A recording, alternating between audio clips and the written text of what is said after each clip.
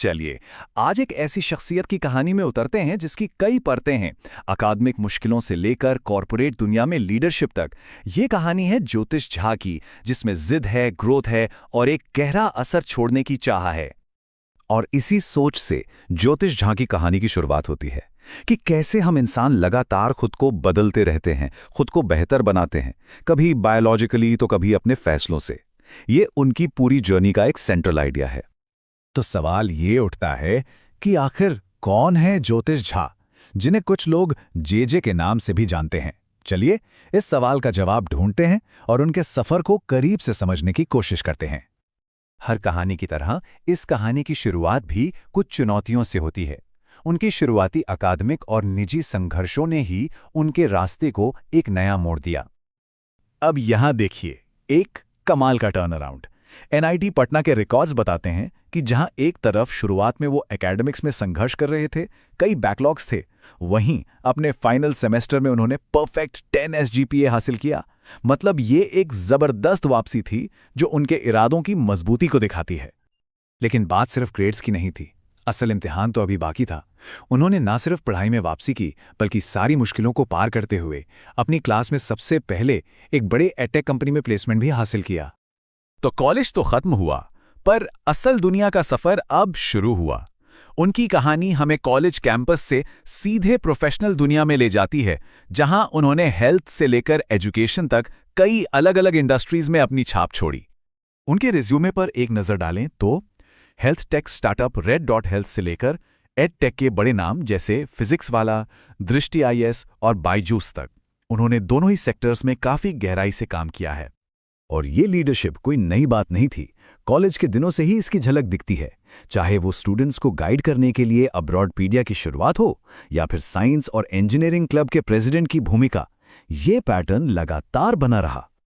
लेकिन किसी इंसान की असली पहचान तो वो लोग करते हैं जिनके साथ उसने काम किया है।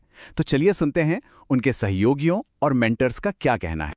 सोचिए, उनके एक मैनेजर कहते हैं कि वो ज्योतिष की तेज ग्रोथ और मुश्किल हालात को संभालने की काबिलियत से हमेशा इंप्रेस रहे। सिर्फ 3 से 4 महीने में एक सब्जेक्ट मैटर एक्सपर्ट से एम्बेसडर बनना, ये उनकी लगन और अडेप्टेबिलिटी को दिखाता है। अब एक प्रोफेसर का नजरिया देखिए। वो उनकी प्रेशर हैंडल करने की क्षमता और मुश्किल डेडलाइंस को पूरा करने की आदत की तारीफ करते हैं। ये एक ऐसा गुण है जो किसी भी प्रोफेशनल के लिए बहुत जरूरी है। और ये कोट तो काफी कुछ कहता है, मल्टी टैलेंटेड। उनके एक और प्रोफेसर का मानना है कि उनमें टीम बनाने और लीड करने की एक असाधारण क्षमता है जो उन्होंने कॉलेज के दिनों में ही देख ली थी। तो इतना सब अनुभव, इतनी मेहनत, इसका मतलब क्या है? आखिर वो लोगों की कौन सी अहम समस्याओं को सुलझाते हैं? चलिए अब इस पर फोकस करते हैं। इसको आसान भाषा में समझें तो स्टूडेंट्स के लिए वो एक मेंटर हैं जो जेईई, नीट से लेकर विदेश में पढ़ाई तक की प्लानिंग में मदद करते हैं। उद्यमियों के लिए वो एक बिजनेस कंसल्टेंट हैं, खासतौर पर लोकल क्राफ्ट्स जैसे मखाना और मुल्तानी मिट्टी के लिए। और हेल्थ केयर से लेकर एडिटेक में भी उनका रोल साफ है। पर वो ये सब करते कैसे हैं? उनका अप्रोच क्या है? बात यह है कि वो सिर्फ सलाह नहीं देते, बल्कि एक पूरा सिस्टम बनाते हैं जो आपको आगे बढ़ने में मदद करता है। वो खुद कहते हैं, मैं जो पेशकश करता हूं वो सिर्फ सलाह नहीं बल्कि सिस्टम है। मतलब वो सिर्फ ये नहीं बताते कि क्या करना है, बल्कि कैसे करना है का एक पूरा ब्लूप्रिंट देते हैं। एक ऐसा सिस्टम जो कंफ्यूजन को क्लैरिटी में बदल दे। तो उनका प्रोसेस बड़ा सीधा सा है। पहले असली प्रॉब्लम को पकड़ते हैं, फिर उसी के हिसाब से एक कस्टम स्ट्रैटेजी बनाते हैं। उसके बाद उस स्ट्रैटेजी को जमीन पर उतारने के लिए एक सिस्टम बनाते हैं और आखिर में सफर में लगातार गाइड और सपोर्ट करते रहते हैं। तो हमने उनके काम को समझा, उनके तरीके को जाना, पर इस सबके पीछे उनका मकसद क्या है, उनका विजन क्या है? चलिए अब इस पर आते हैं। उनका विजन है एक ऐसा इकोसिस्टम बनाना जहां सपनों को सिर्फ पंख ही नहीं बल्कि उड़ने के लिए सही मार्गदर्शन और संसाधन भी मिलें।